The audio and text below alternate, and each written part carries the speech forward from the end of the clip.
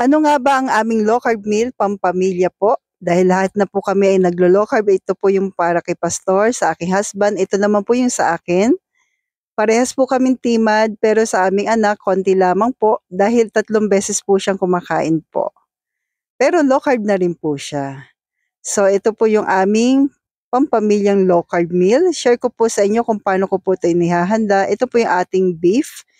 Isa sa essential po o essential po talaga natin sa ating paglo-low carb po ay yung mayaman sa protina.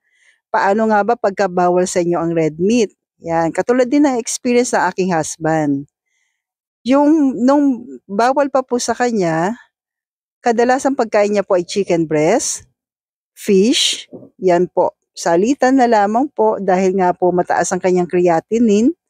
So sa chicken breast, nilaga po kadalasan or pinapakuluan ko lamang po at merong konting gulay. Sa gulay po yung mga green leafy vegetables, pero konti po. Mas kailangan kasi natin ang protina.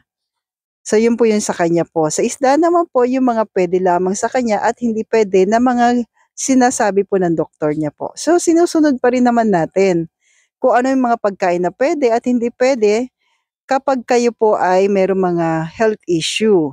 Pero syempre po, protina pa rin yung essential sa atin. Kung bawal ang red meat, pwede naman po yung mga white meat.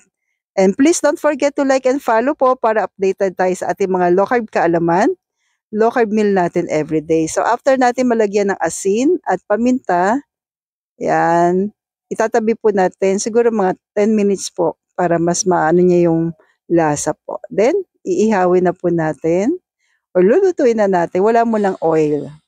Wala muna pong oil kasi mas gusto po ng anak ko yung hindi masyado ma-oily. Pero lalagyan din natin ng butter. Okay naman sa kanya, o di ba po? So, sa aking anak naman, okay naman din sa kanya lahat. So, kung ano yung dinaanan namin na paglo-low carb na food, ganun din po sa kanya. Ito na po, nilagay na po natin yung ating butter. So, butter po not margarine or margarine, ano nga bang pronunciation? Paki-correct. So, ganun. And, syempre po, garlic. Yan.